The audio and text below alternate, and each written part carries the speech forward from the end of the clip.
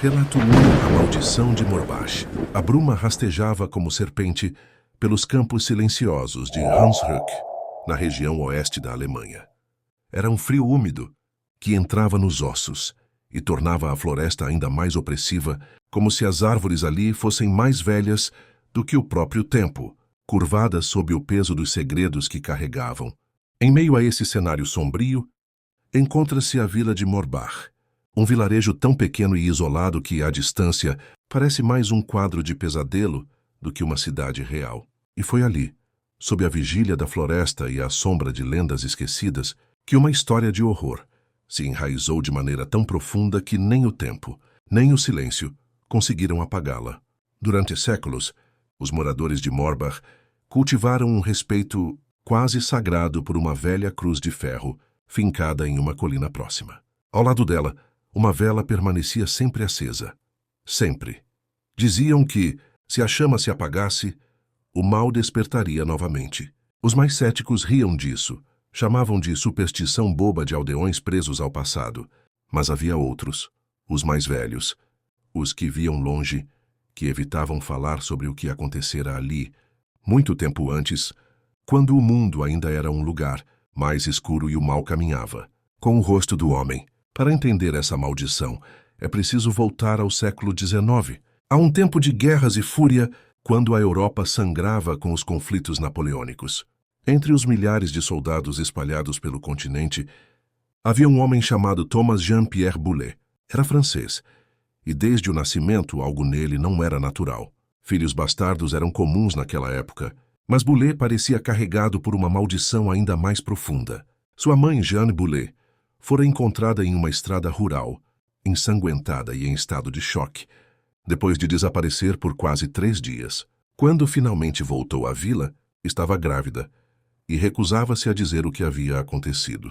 Alguns diziam que tinha sido atacada por um bicho selvagem, outros que havia sido levada por uma criatura que espreitava os bosques sob o luar. Thomas nasceu numa noite de lua cheia, durante uma tempestade. A parteira que realizou o parto jurava que o bebê não chorava, ele rosnava. Desde pequeno, sua natureza era violenta. Torturava pequenos animais com prazer. Ria quando via sangue. Os vizinhos evitavam-no. A mãe, consumida pela culpa e pelo medo, trancava-o em casa nas noites de lua cheia. Mas isso não era suficiente. Em uma dessas noites, com apenas 10 anos de idade, Thomas quebrou as correntes com uma força absurda e desapareceu na floresta. Quando retornou, 3 dias depois estava nu, coberto de arranhões e com o rosto sujo de sangue. Nos arredores da vila, encontraram o corpo de um caçador mutilado. O coração havia sido arrancado do peito. A mãe de Thomas se enforcou uma semana depois. Deixou um bilhete com uma única frase: "Ele não é meu filho. É a besta." Expulso da vila, Boulet vagou pela França até se alistar no exército de Napoleão. A disciplina da guerra parecia domá-lo por um tempo, mas os rumores o seguiam. Em cada regimento por onde passava, surgiam histórias de soldados desaparecidos, animais mortos nos arredores, gritos estranhos durante a madrugada. Boulet falava pouco, mas os que o conheceram de perto afirmavam que seus olhos mudavam de cor conforme o ciclo lunar. Ele desaparecia por noites inteiras e voltava com feridas nos braços e um sorriso nos lábios. Ninguém ousava questioná-lo. Após a derrota de Napoleão em 1815, Boulet desertou junto com um pequeno grupo de soldados franceses. Estavam exaustos, famintos e sem rumo. Cruzaram fronteiras em silêncio, escondendo-se em florestas, roubando de camponeses e cometendo pequenos crimes para sobreviver. E foi nesse estado de desespero que chegaram à vila de Morbach, esperando apenas abrigo e comida. Mas o destino tinha planos mais sombrios. A chegada dos soldados à vila aconteceu numa noite nevoada, quando a lua cheia começava a surgir por trás das montanhas. Eram 5 homens, liderados por Boulet, que mal falava o alemão, mas conseguia se comunicar através de gestos e intimidação. Os aldeões os receberam com desconfiança, mas ofereceram comida e abrigo por uma noite, como era o costume da época. Mas naquela madrugada, a paz se desfez em gritos. Moradores relataram terem ouvido sons grotescos vindo da floresta, urros animalescos, ossos estalando, o som de carne sendo rasgada. Ao amanhecer, os corpos dos 4 soldados que acompanhavam Tint Bullet foram encontrados em uma clareira próxima, brutalmente dilacerados. Alguns estavam sem cabeça, outros com os peitos abertos, as vísceras espalhadas pelo chão. Não havia dúvidas de que aquilo não fora obra humana. Bullet foi encontrado nu, ajoelhado no centro da cena, coberto de sangue. Seus olhos brilhavam como os de um animal. Alguns diziam que ele chorava, outros afirmavam que ria, mas todos concordavam. Havia prazer em seu rosto, um prazer monstruoso. A vila queria executá-lo ali mesmo, mas o ancião Johann Mitter interveio. Ele era um estudioso de antigas tradições e reconheceu naquilo os sinais de uma maldição ancestral. Convocou um ritual. Usando correntes de ferro consagrado, prenderam Bullet em uma estrutura de pedra, cravaram uma estaca de espinheiro, negro em seu peito, e enterraram seu coração, na encruzilhada da vila, sob uma cruz de ferro, para manter a maldição selada. Uma vela foi acesa no local. Ela deveria queimar para sempre. Se a chama apagasse, o espírito da besta retornaria. E assim a lenda nasceu. A cruz de ferro tornou-se símbolo de proteção, e os moradores passaram a vigiar a vela com devoção quase religiosa. A geração seguinte aprendeu a respeitar o lugar. Com o passar do tempo, muitos esqueceram o motivo. Outros preferiram não lembrar. Mas a maldição nunca foi embora. Em 1988, a base aérea de Han estava ativa, operada pelas forças norte-americanas, durante a Guerra Fria. A proximidade com Morbach fazia com que os soldados americanos frequentemente patrulhassem áreas próximas da vila. William C. Daniels era um desses soldados. Jovem com apenas 22 anos, natural do Alabama, Daniels estava longe de casa e cercado por uma cultura que lhe era estranha. Ele era curioso por natureza e costumava ouvir as histórias contadas pelos locais com uma mistura de fascínio e descrença. Certa noite, ele e seu colega de patrulha, Michael Harris, foram designados para uma ronda noturna nas imediações do depósito de armamentos, uma área isolada, cercada por floresta densa. Era uma noite especialmente fria, com o céu limpo e a lua cheia, brilhando intensamente no alto. Durante a patrulha, Daniels notou uma trilha que não constava nos mapas. Curioso, sugeriu seguirem por ali, apesar da hesitação de Michael. A trilha os levou até uma colina, onde encontraram a cruz de ferro. Era imponente, cravada no chão, com uma base de pedras e a vela, protegida por um vidro grosso, completamente apagada. A chama, a mesma que deveria queimar eternamente. No exato instante em que se aproximaram, a floresta pareceu despertar. Um silêncio absoluto caiu sobre a área, seguido por um uivo longo e arrepiante, vindo das profundezas da mata. Michael empunhou a arma, tentando racionalizar. Poderia ser um lobo, um animal selvagem. Mas Daniel sabia, no fundo, que não era isso. Havia algo errado, algo profundamente errado. Os arbustos se agitaram, galhos se partiram. Uma criatura surgiu da escuridão, mais alta que qualquer homem, coberta de pelos escuros, com um corpo híbrido grotesco, pulsando de músculos e raiva. Seus olhos, no entanto, eram humanos, e pareciam reconhecer Daniels. A besta avançou com fúria. Michael foi lançado no ar como uma boneca de trapo, caindo inconsciente ao bater contra uma árvore. Daniels disparou sua arma. As balas acertaram, mas pareciam não surtir efeito. A criatura cambaleou apenas quando a cruz começou a emitir uma luz tênue, e então, do nada, a vela acendeu novamente. A criatura uivou de dor, recuando lentamente para a floresta, até desaparecer na escuridão. Michael sobreviveu, mas jamais foi o mesmo. Dias depois, teve uma crise violenta no alojamento, atacando um companheiro de quarto. Foi removido da base, internado em uma instalação psiquiátrica e declarado instável. Relatos não oficiais indicam que começou a manifestar comportamentos animalescos, temperatura corporal instável, força desumana, pupilas que se dilatavam além do normal. Daniels tentou contar a verdade, mas foi silenciado. O incidente foi registrado como ataque de animal selvagem, e os registros oficiais omitiram qualquer menção à vela, à cruz ou à criatura. Anos depois, Daniel se isolou do mundo. Abandonou o exército, tornou-se pastor em uma pequena comunidade rural no sul dos Sioneira, mas nunca deixou de carregar consigo o trauma daquela noite.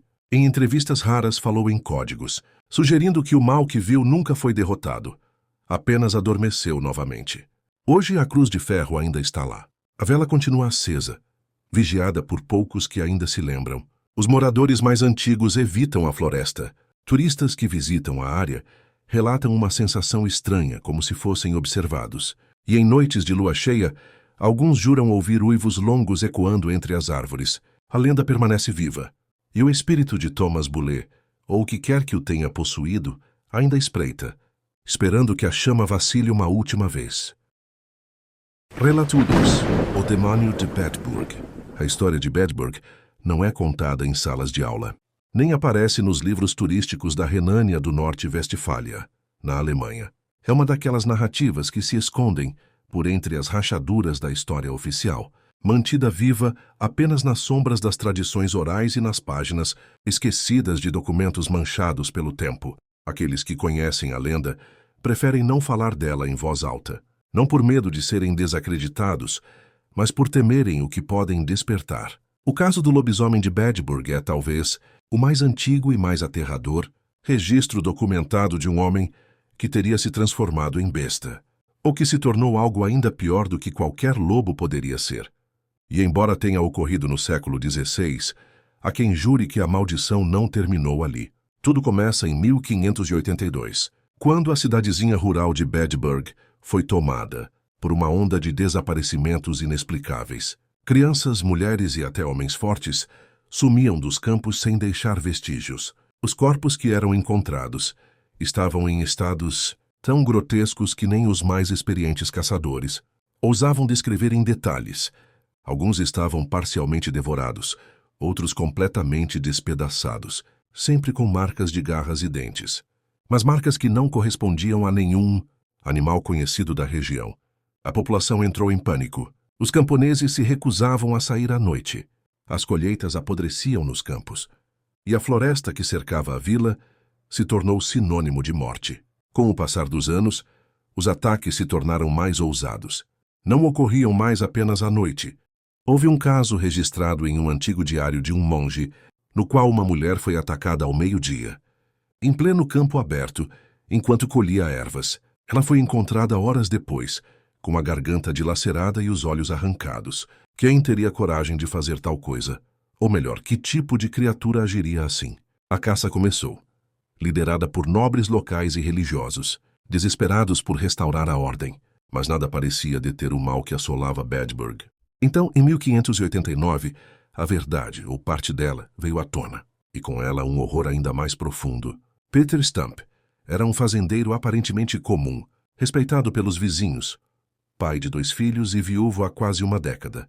Era um homem de fala mansa, conhecido por sua dedicação à lavoura e pela generosidade com os mais pobres. Mas por trás do rosto bondoso, escondia-se um segredo tão antigo quanto o próprio medo. Em outubro daquele ano, Peter foi capturado por um grupo de caçadores, liderado por um nobre que havia testemunhado um de seus ataques à distância. Segundo relatos oficiais, preservados em arquivos e cartas da época, os homens o seguiram após encontrarem pegadas de lobo que se transformavam, gradualmente, em pegadas humanas. Quando o capturaram, Peter estava nu, coberto de sangue, com os olhos vidrados e os dentes ainda sujos de carne. Ao seu lado, o corpo de um adolescente jazia aberto, o coração arrancado. Levado para a prisão, foi interrogado sob tortura, um método cruel e comum à época. Mas o que ele confessou horrorizou até mesmo os inquisidores mais endurecidos. Peter declarou que desde os 12 anos fazia pacto com forças infernais. Disse que o próprio diabo lhe dera um cinto mágico de pele de lobo, que, ao ser vestido, o transformava numa criatura monstruosa, forte, veloz, com os sentidos apurados e sede insaciável de sangue humano. Com esse cinto, ele teria se transformado incontáveis vezes, espalhando terror pela região durante 25 anos. Matou, segundo ele, 14 crianças, 2 mulheres grávidas e inúmeros viajantes e camponeses. Também afirmou ter comido os fetos das mulheres, devorado os cérebros de crianças e bebido sangue fresco como se fosse vinho. Mas as revelações mais perturbadoras estavam por vir. Disse ter mantido relações incestuosas com sua filha, que vivia com ele na fazenda, e com a própria irmã. Declarou ainda que se deitava com um súcubo, um demônio, feminino enviado pelo próprio inferno, para mantê-lo submisso aos desejos do mal. As autoridades, diante de tais confissões, decretaram sua execução imediata. Mas a morte de Peter Stump não foi um simples enforcamento ou decapitação.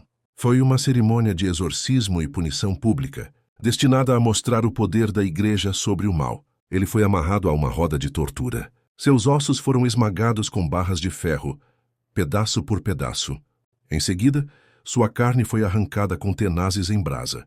E, finalmente, sua cabeça foi decepada e empalada em uma estaca, colocada na entrada da cidade, ao lado da cabeça de um lobo morto. A filha de Peter e sua amante também foram executadas, acusadas de bruxaria e cumplicidade nos crimes. A fazenda onde viviam foi queimada até o chão, e a área onde ele havia sido enterrado foi selada com sal e pedras santificadas. Durante décadas, os moradores evitavam passar por ali, mesmo durante o dia. E assim, o terror que abalou Bedburg pareceu chegar ao fim. Mas não para todos. Séculos depois, em 1984, um professor da Universidade de Colônia, especialista em folclore germânico, chamado Hans Kremer, resolveu estudar os arquivos do caso Peter Stump. Fascinado pela junção de história, religião e psicologia por trás da lenda, Kremer acreditava que o caso escondia algo mais profundo, algo que os inquisidores da época não estavam preparados para compreender.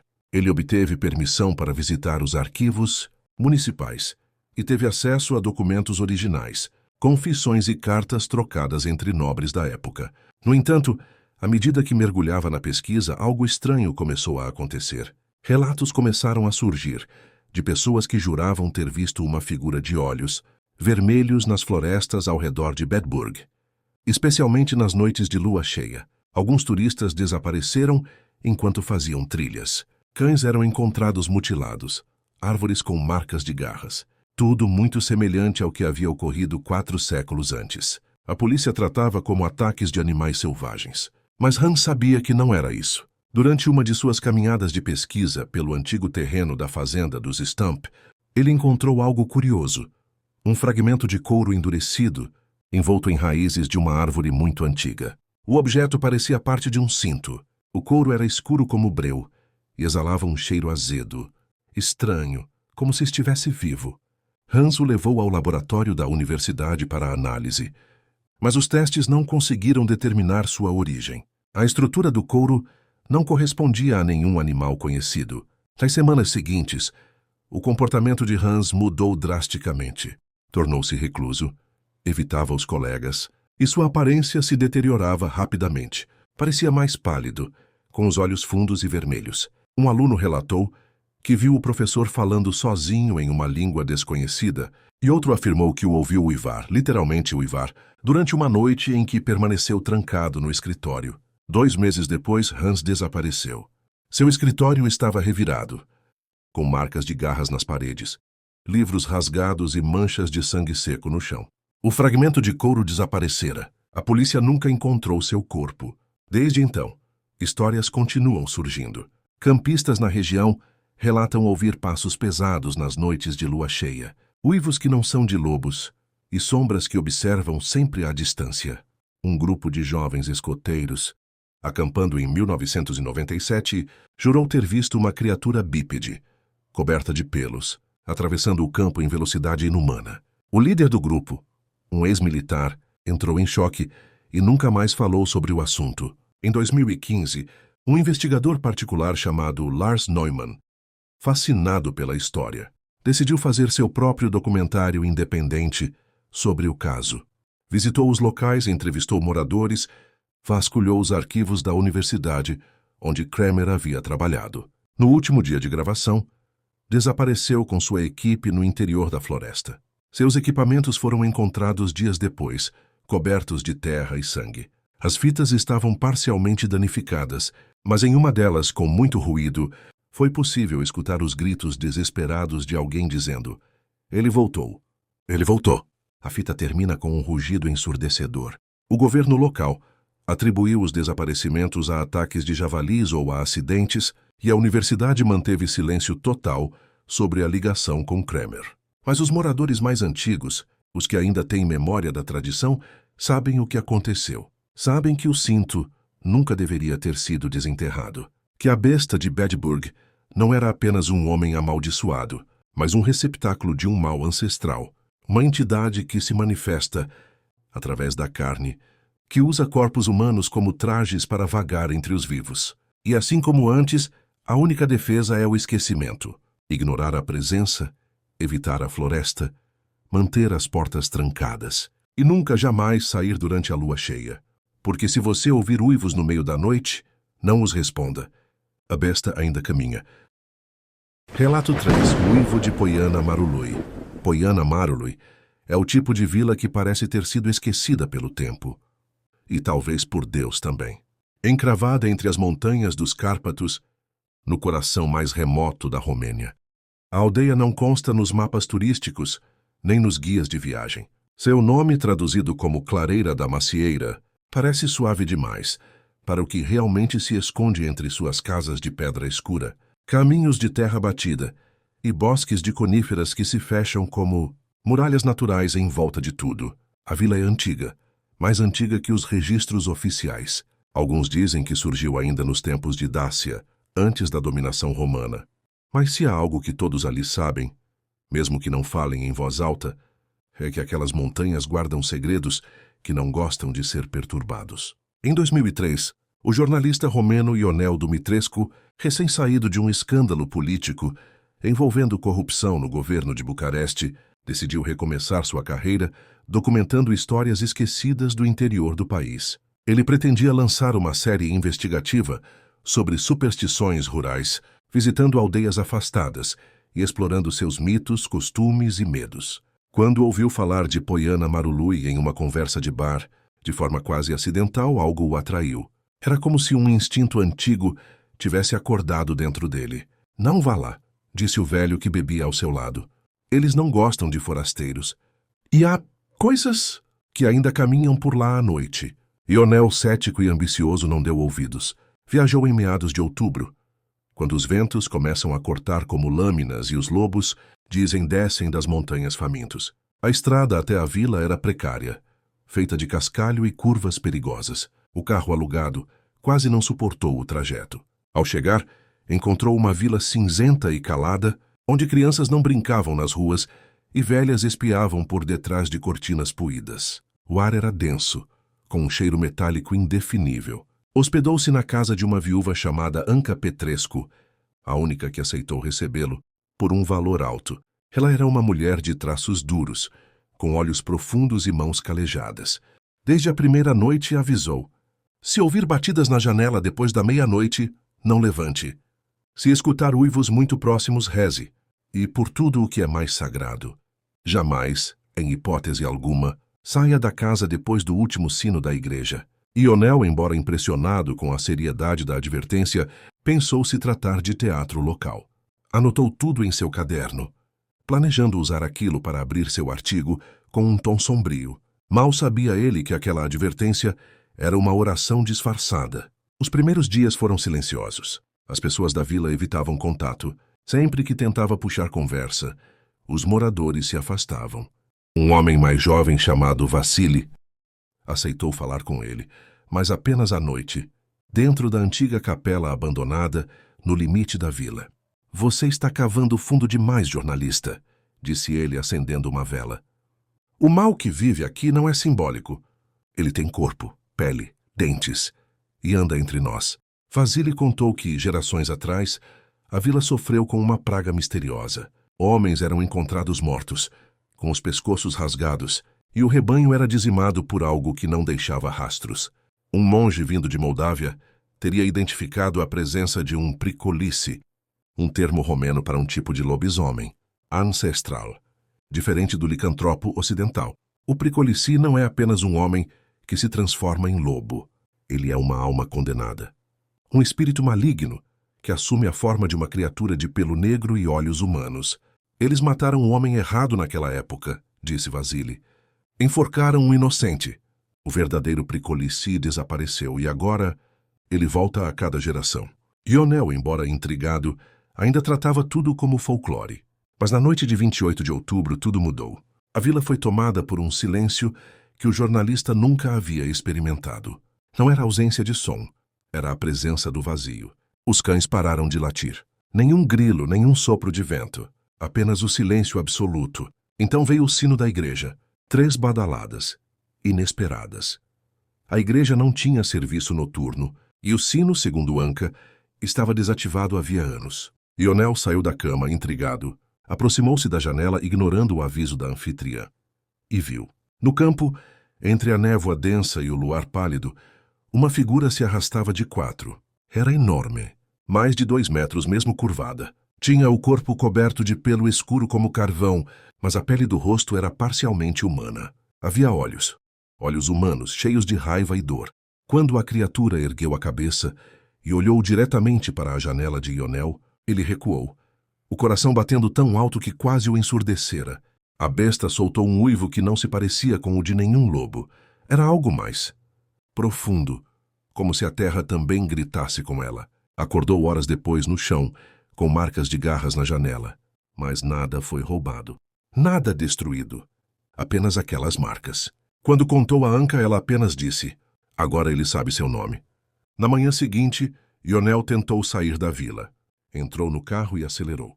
Mas ao alcançar a primeira curva da estrada, o motor parou. Abriu o capô. Nenhum problema aparente. Quando voltou para o banco, encontrou uma marca de mão feita com sangue no volante. Voltou à vila. Começou a investigar registros locais.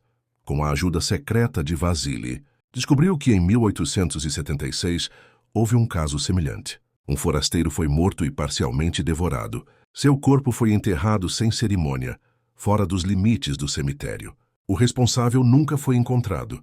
Em 1912, outra morte. E mais uma em 1954. Sempre em outubro. Sempre por volta do dia 28. Vasily estava convencido de que a criatura retornava em ciclos, como se cumprisse um ritual macabro. Disse que, segundo os antigos textos da região, havia um modo de selar o Pricolici novamente, enterrando seu nome verdadeiro, sob a pedra mais antiga da floresta, com sangue humano fresco. Mas ninguém sabia o nome. A investigação de Ionel avançava, mas sua sanidade descia ladeira abaixo. Passou a ter pesadelos. Via a criatura andando por sua casa, sentia o cheiro de pelo molhado. Ouvia sussurros em línguas mortas. As noites se tornavam insuportáveis. No dia 31 de outubro, Vasily desapareceu. Ionel o procurou em toda parte, até receber uma carta anônima deixada em sua porta. O papel era antigo, com letras tremidas. Dizia apenas: "O nome foi dito. Agora ele anda com tua pele." Naquela noite, Poiana Marului foi tomada por gritos. Moradores relataram ter visto a criatura andando em 2 pernas, entrando pela janela da casa dos Petrescu. Anka foi encontrada morta, com o corpo completamente virado do avesso. Ionel desapareceu. Nenhum rastro. Nenhum sangue. Apenas sua câmera caída no chão e o diário aberto na última anotação. Não é uma lenda. É uma maldição. E eu a levei comigo. Em 2019, uma equipe de exploradores urbanos foi até Poiana Marului fazer imagens da vila, já parcialmente abandonada. Em uma das gravações, enquanto filmavam a antiga capela, algo se moveu entre os escombros. Um vulto negro. O vídeo circula em fóruns obscuros da internet, onde teóricos e especialistas em folclore debatem se o que aparece ali é um lobo ou algo muito pior. O som no vídeo termina com um uivo longo e grave, que parece carregar uma palavra oculta, como se fosse um nome antigo, esquecido, dito apenas por aqueles que estão prestes a morrer. E dizem que, se você ouvir esse uivo de verdade, não adianta correr, porque ele já te viu.